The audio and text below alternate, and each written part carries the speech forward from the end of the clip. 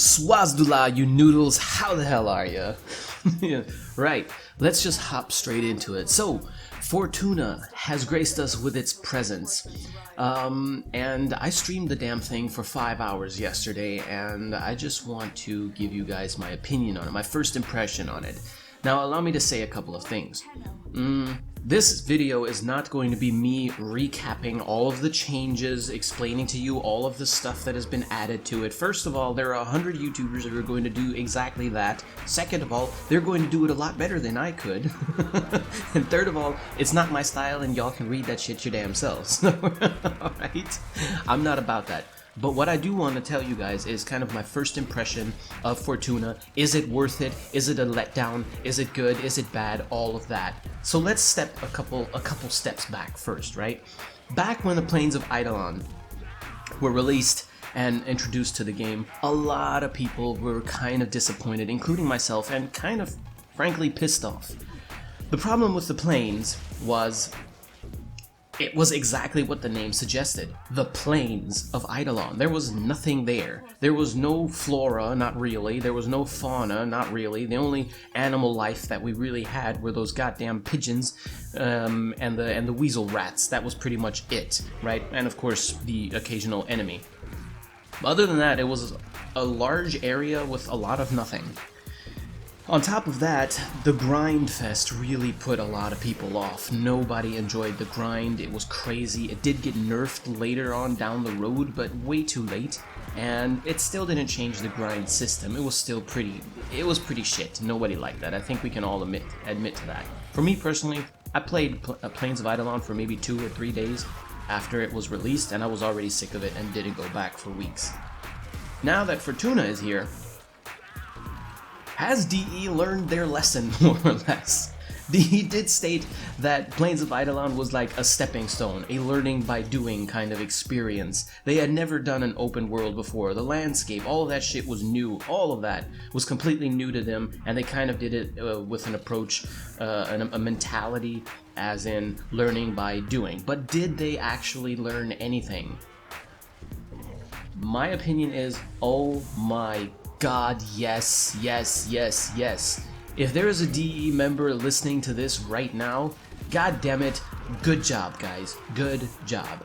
So allow me to just quickly give you guys my opinion on the ups and downs of Fortuna from my 5 hours of streaming, which, by the way, I'm probably going to be streaming after this video too, so head over to Twitch and check me out. Right. So upon dropping into Fortuna, and don't worry, I'm not going to do any spoilers. That's why you're not seeing any Fortuna footage right now, because I want you guys to experience it for yourselves, okay? I'm just going to level my Garuda right here and we're good to go. So the first thing that you notice is when you drop down into Fortuna is there's a bit of a tutorial going on that will introduce you to all the characters, kind of like a bunch of mini quests that you will do, which I find brilliant because it shows you around. You can get familiar with the characters. You instantly learn what each character is there for. The system is very familiar to most of you who have played Plains of Eidolon or have been in Cetus. The characters and what they do, or what their jobs are, what their profession is very, very similar to Cetus, so that'll be very familiar to many of you. But still a lot of new shit. So right, you're introduced to all of these characters, and that's the first thing that you will notice immediately. The characters are brilliant. They have depth. They have a bit of a backstory. You instantly care about them or feel sympathetic towards them. And that's a small detail that I've been crying and whining about for years. Warframe has a big problem with substance. In many cases. Not all the time, but in many cases. Like, let's take Vor, for example. Vor is like one of the main bosses, one of the main enemies in Warframe. And who can truly say that they give a shit about Vor? He literally doesn't matter, right? Salad V.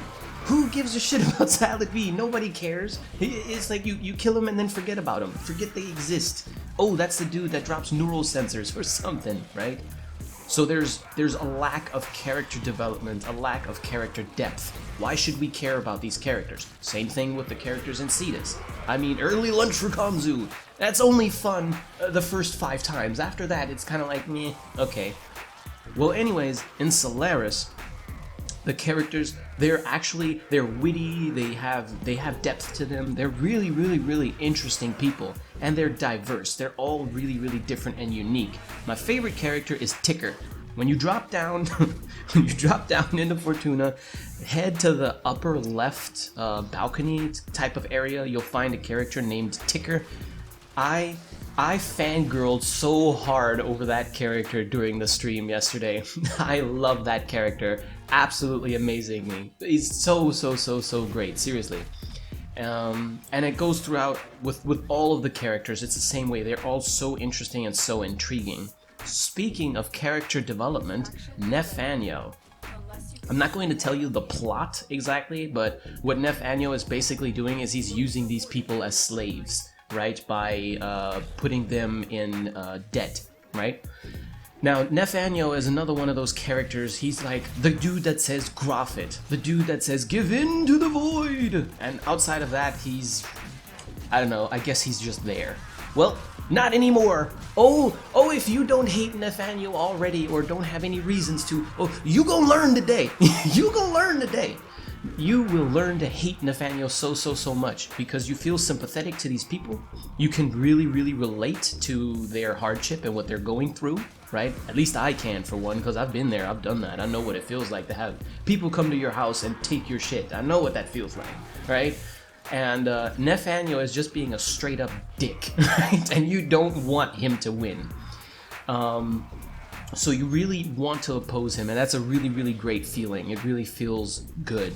Now, when you met all of these characters and you kind of figure out how they all work and do all of these little mini quests, it's not that many, it's like 5 or so or whatever, and they're very quick. I think you can get through it all within like half an hour or an hour easily. Right. Then you start going out into the Valis. That's the name of the outside world on Venus, the orb Valis. So then you go out into Valis, you start being introduced to some of the enemies. The enemies are so nicely made. There's this Iron Man Corpus unit. You'll know what I mean when you encounter him. Alright, I don't know what the hell he's doing, but he's savage. Speaking of savage, those Venus enemies, those Corpus, they don't play around. They have they are aggro. It's like years of watching us Ninja Tenno slaughter them has taught them a couple tricks. Now they're the ones doing the same shit. Like, seriously, they do not play around. They do not play around. It's really fun. About Venus itself, it is mesmerizing. It is really mesmerizing. You're looking around and you get disoriented immediately because it's so big, and to me at least, each corner looks interesting. I want to go here, I want to go there. You don't even need to do any missions. You just want to walk around or get on your K-Drive or whatever and just look around because it's just that interesting. It's really intriguing. There are mountains. There are super gorgeous mountainous formations and stuff like that. That you just want to see. Your freaking Warframe and Archwing freezes over if you stay outside for a while, right? You get like this frosty cover. There's little details like that and a lot of other stuff that is super interesting, right? I don't think I've even seen not even 20% of Venus, not even close. And I'm already like, whoa, okay, this is really interesting. So you can definitely expect to have plenty to do. Speaking of plenty to do, after all of this praise and love for Valis, there is one thing that I probably don't like already, and that's the grind. However, I'm not shitting on the grind. First of all, the grind has been changed slightly. You no longer have to, for example, when you mine, you no longer have to stop and pick your mining tool and then, aim at the damn thing and then draw a perfect circle around the damn thing for something that feels like 5 minutes, and in order to yield a decent amount of ore. It's different now. Now you have a ring that kind of circles around, and you have to hit a sweet spot in order to yield the most of your ore, right? And you can do it very, very quickly. Like, it's very, very easy to just quickly mine, boom, boom, boom, boom, very quickly in succession. And that really feels much, much more pleasant. However, you still need to gather that ore and then refine it into a stone, which you then can use as a component to build stuff, okay? So, the grind is more interesting than it was on the Plains, yes. But you still kinda have that grind gate where you have to farm something to farm something else to build something that you need to farm something that you need to build something, right? It still has that a little bit, but I think it's a lot more bearable than it was on the Plains. So, all that being said, this was just me giving my opinion on the new open world. What is it like? What can you expect? You can read the patch notes your damn self on all the changes because there's a lot. We got new mods, new weapons, we got new this, new that. If you're looking for XP, like I am, the K drives will have the board. The board is the part that will give you XP. And when it comes to the kit weapons, the makeshift weapons that I have also mentioned in a video a long time ago, they have the chamber. The chamber is what is going to give you XP from that. So kind of like Zaws, right? Yeah, so this was just my opinion on Fortuna, what you guys can expect. It's really, really spectacular. DE, seriously, like, I salute you guys. What you did with this is absolutely gorgeous, and I'm super eager to find out what else I'm going to find out there and what else we can encounter. So it's really, really, really, really nice. Absolutely amazing, and I love it, and I really hope that DE continues down this path of giving characters actual substance and some depth, and adding more animal life, more plant life into not maybe Venus, if they can, please do it, but into other worlds as well. It just gives the game so much more substance and depth and replayability. Okay, it's not just mindless horde shooter anymore. It becomes something that you really want to hang out at. And the caves, just god damn it, those caves. Holy shit! Holy shit! Avatar was one of my favorite movies ever, and those caves are Avatar 2.0. Seriously, I love it. Anyways, enough of my fangirling. I'm gonna take my ass back to streaming, and you guys can come join me if you want to. We're gonna be doing some cool stuff, and yeah. Let me know if you're a PC Tenno and you've played it, what your opinions are on it, and I will catch you in the next video. I'm gonna be very busy for the next couple of weeks. So stay safe, take care of yourselves, stay healthy, of course, and as always, peace the fuck out.